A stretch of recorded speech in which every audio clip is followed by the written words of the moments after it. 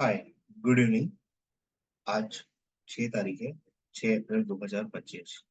तो मैं आज आपके सामने डाउ जोन्स का वीकली चार्ट लेके आ रहा हूँ और मैं आपको थोड़ा सा डाउ जोन्स के बारे में या फिर अमेरिकन मार्केट के बारे में थोड़ा सा बताना चाहूँगा। एक्सटेंडेड डिस्क्लेमर, मैं कोई फाइनेंशियल एजुकेशन के लिए ये सब बना रहा हूँ। मैं कोई सेबी रजिस्टर्ड नहीं हूँ, सिर्फ ये सब समझदारी के लिए और सीखने के लिए मैं ये बना रहा हूँ। और वैसे भी ये अमेरिकन मार्केट का है और मैं सिर्फ अपना एक बेसिक ओपिनियन या अपना एक ऑब्जर्वेशन आपके साथ शेयर करना चाहता हूँ। तो सबसे पहले तो ये है डाउ जोन्स का वीकली चार्ट। डाउ जोन्स का वीकली चार्ट अभी हम देखेंगे कि क्या हो रहा है। जैसे आपने देखा कि फ्राइडे को डाउ जोन्स 2200 के करीब, 2225 2250 पॉइंट के नीचे कुछ डाउ जोन्स ने बंद दिया, बराबर। और वीकली आप देखोगे तो 3270 पॉइंट का करेक्शन, करीब करीब 8% करेक्शन डाउ जोन्स ने दिया हुआ है। अब हमें ये देखना है कि आगे जाके क्या हो सकता है या किस तरीके से इसका टारगेट बन सकता है। तो इसको पहले समझने के लिए मैं थोड़ा सा आपके पास पास्ट में जाता हूँ। तो जब भी डाउ जोन्स करेक्शन देता है तो कितना करेक्शन देता है, तो जैसे कि एक एक ये करेक्शन हम पकड़ते हैं यहाँ से लेके यहाँ। ये करेक्शन करीब करीब डाउ जोन्स ने दिया था 54% करेक्शन। और ये 2008 वाला क्राइसिस था, मतलब 8,000 पॉइंट का, जो कि करीब करीब 14,000 से डाउ जोन्स आ गया था 6,220 के लेवल पे, बराबर। हम सिर्फ इसके बड़े बड़े फॉल्स के जो करेक्शन है इसको पकड़ते हैं। दूसरा करेक्शन आ रहा है, यह एक छोटा सा करेक्शन पकड़ते हैं जो 16-17% का है। फिर ये करेक्शन पकड़े यहाँ से यहाँ तक का, तो वो 18% का करेक्शन है। फिर ठीक उस तरीके से एक ये से लेके यहाँ तक का एक करेक्शन पकड़े, वो भी 17% का करेक्शन हो रहा है, बराबर। और फिर एक ये यहाँ से लेके यहाँ तक का करेक्शन हम पकड़ेंगे तो 15-16% का करेक्शन तभी भी उसने दिया होगा। यहाँ से लेके करीब करीब यहाँ तक का करेक्शन 20% का करेक्शन है। और ये जो कोविड के टाइम का था वो करेक्शन करीब करीब 40% करेक्शन के आसपास आ रहा है। ये सब अप्रोक्सीमेटली है और मैं सिर्फ ये समझ के हिसाब से ही बना रहा हूँ और आपको भी समझ आए उस तरीके से ही मैं इस चीज को समझाने की कोशिश कर रहा हूँ कि एक लेमन इसको किस तरीके से देख सकते हैं। देखिए, इसमें कोई रॉकेट साइंस नहीं है और टेक्निकल एनालिसिस को सब लोगों ने बहुत ही बुरी तरीके से, मतलब उसका नाम खराब किया हुआ है। लेकिन उस तरीके से नहीं होता। टेक्निकल एनालिसिस सिर्फ एक ऑब्जर्वेशन पर्पस के लिए होता है और जो भी पैटर्न बन रही है उस पैटर्न के हिसाब से, उस पैटर्न के अनुकूल हम उस पर रिएक्ट करते हैं। तो जरूरी नहीं है अगर वो पैटर्न नहीं हो तो दूसरी पैटर्न के हिसाब से बाजार चलेगा। तो इट्स जस्ट इन प्रोबेबिलिटी, तो गेम ऑफ प्रोबेबिलिटी ही यहाँ पे काम होती है और लाइफ में भी गेम ऑफ प्रोबेबिलिटी ही चलती है। अब मैं थोड़ा सा शेयर बाजार में काफी पुराना हूँ और मैंने अपनी जिंदगी को और हर तरीके को सिर्फ शेयर बाजार के थ्रू ही समझा है। तो मैं इस तरीके से आपको एक अपना एक खाली एक ऑब्जर्वेशन बताता हूँ। तो आप देख रहे हो 24%, 38%, 16%, 15% भी और 55% ऐसा गिरा हुआ है। अब जो बाजार यहाँ से गिरा हुआ है तो वो अभी तक जो गिरा है वो सिर्फ 16% ही गिरा हुआ है। लेकिन 16% गिरा हुआ है, अगर उसका जो प्रीवियस टॉप है और यहाँ पे सपोर्ट पकड़ेंगे तो उसके करीब करीब हम अगर 17-18-20% करेक्शन पकड़ रहे हैं तो 20-21%, तो 35,867 के आसपास उसको सपोर्ट लेना चाहिए, बराबर है। और दूसरा उसके पास सपोर्ट सीधा 30% करेक्शन पे आ रहा है और वो है करीब करीब 31,680, बराबर। जबकि उसका अगर मेरे हिसाब से अगर आप पकड़ो, मेरे एक्सपीरियंस के हिसाब से, तो उसका जो मेन सपोर्ट आ रहा है वो ये है 28,262।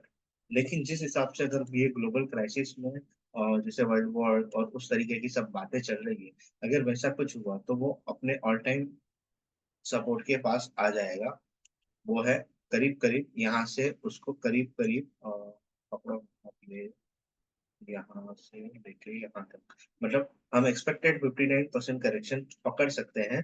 तो 27,000 पॉइंट का करेक्शन, मतलब करीब करीब हम ये लेवल आएगा 18,500 के आसपास। तो क्या डाउ जोन्स 18,500 आ सकता है? ऑफकोर्स आ सकता है, ऐसा नहीं है कि नहीं आ सकता। प्रोबेबिलिटीज को हम कभी भी नकार नहीं सकते। तो ये सिर्फ एक एनालिसिस का एक तरीका होता है। अगर बाजार ये फॉलिंग नाइफ की तरह गिर रहा है, अच्छा अभी मैं आपको इसका दूसरा एक इसको सपोर्टिव देख रहा हूँ। ये है अपना विक्स। विक्स का अगर मैं आपको चार्ट देता हूँ तो अगर आप विक्स के चार्ट को देखोगे ना तो उसका जो मेजर सपोर्ट आता था वीक्स में सीधा हम जाएंगे 1 मंथ के चार्ज पर, बराबर। आप देखो, horizontal, ये उसका ऑल टाइम हाई विक्स है 90 की, और ये 90 की विक्स बनाई हुई है उन्होंने 2008 में, जो लेमन ब्रदर का क्राइसिस हुआ था तब का। उसके बाद जो हाई बनी है ये है कोविड की हाई है, जो कि उसकी 85 के आसपास करीब आ रही है, बराबर। अभी जो रिसेंटली हाई बनी, शायद ये है ट्रम्प के आने के बाद का जो भी था विक्स का वो है, तो 65 की हाई में, बराबर है। अब जो विक्स का जो मेजर सपोर्ट रहता है, जो जहां से मैं ये पकड़ रहा हूँ कि वो ये है 40 का, बहुत सॉरी रेजिस्टेंस होगा 40 41 के ऊपर, अगर वो जा रहा है तो सीधा 65 के आसपास से आना, मतलब हो सकता है कि नेक्स्ट वीक में भी डाउ जोन्स एक अच्छा करेक्शन देगा। तो जैसे मैंने अपने एक पिछले कुछ दिनों पहले मैंने एक वीडियो भी अपलोड किया था, जहां पर मैंने ये बोला था कि एवरेज आउट क्यों नहीं करना चाहिए। तो ये वीडियो भी मैं खाली एक समझ के हिसाब से ही बना रहा हूँ, क्योंकि आप देख रहे हो कि आपके आसपास हर कोई लॉन्ग टर्म की बातें कर रहा है, ये सब बातें कर रहा है। तो मैं ये चाहता हूँ कि आप अपने पैसे को इतने आराम से ना खो खोए और लोगों को ऐसे ही, मतलब स्मॉल केस या कोई भी सब्सक्रिप्शन चार्जेस के हिसाब से, कुछ भी सीखने सिखाने के चार्जेस के हिसाब से अपनी जो हार्ड अर्न मनी है वो ऐसे ही ना हो। इसके लिए मैं आपको अपने से बेसिक अंडरस्टैंडिंग के हिसाब से ये सब चीजें बता रहा हूँ, ताकि आप ये चीज को समझ सकें। तो जहां तक डाउ जोन्स का, जैसे मैंने बात की, मुझे करीब करीब डाउ जोन्स अगर आप पकड़ने जाओगे तो मुझे ऐसा लग रहा है कि उसका अगर जिस हिसाब से अभी जो सिनेरियो चल रहा है, तो करीब करीब डाउ जोन्स 55 से 60% नीचे जा सकता है। तो वह लेवल उसका करीब करीब 18,500 के आसपास आ सकता है। लेकिन ये वन वे में नहीं जाएगा, और मैं ये भी नहीं बोल रहा हूँ कि ये जाएगा ही जाएगा, लेकिन हमको यहाँ पे प्रिपेयर होना चाहिए। और जहां तक बात कर रहे हैं कि लॉन्ग टर्म इन्वेस्टमेंट्स की या ये सब, तो डेफिनेटली वो करना चाहिए। लेकिन अगर अगर इमीडिएट आप सपोर्ट पकड़ोगे तो सिंपल सा है, प्रीवियस जो उसने हाई और लो बनाया था, तो ये लो क्या है 37,470, और हाई क्या था 40,000, 37,470। अभी क्या चल रहा है 38, मतलब 1,000 पॉइंट नीचे और एक सपोर्ट मिलेगा। फिर यहाँ पे उसने जो प्रीवियस सपोर्ट बनाया था वो है 32,370 के आसपास का। और फिर ये जो लेवल है जो उसने यहाँ पे भी सपोर्ट लिया था, वो आ रहा है 28,200। तो अगर आपको इमीडिएट कोई टारगेट दिख रहा है डाउ जोन्स में, तो वो आएगा 28,000 के आसपास। तो क्या ये कल ही आ जाएगा, या किस तरह? देखिए, हर कोई अपने अपने हिसाब से इसको चार्ट पैटर्न को स्टडी करता है। अभी मैं एक मिनट ना, मैं सारे ड्रॉइंग्स को एक बार के लिए रिमूव। देखिए, अभी आपको एक क्लीन चार्ट दिख रहा है डाउ थियरी के ऊपर, आप मार्क करोगे तो higher top higher bottom. Higher top जो ये प्रीवियस टॉप था उसको क्रॉस तोड़ा नहीं, बराबर, यहाँ से लेके उसने वापस ये किया, बराबर। अभी ये प्रीवियस टॉप ये है, प्रीवियस टॉप को ये नहीं तोड़ रहा है, यहाँ पे आया फिर से हायर टॉप, मतलब जो ये इसका जो लोअर बॉटम था उससे ऊपर बॉटम बना रहा है, फिर से ऊपर, बराबर। अभी अगर हमको ये देखना है कि ये कहाँ पे उसको नहीं तोड़ना चाहिए, तो वो लेवल भी आ रहा है एज पर डाउ थियरी भी। वो बता रहा है कि उसको 28, 28,500 पकड़ लेगा अपने घर में, कि उसको 28,500 नहीं तोड़ना।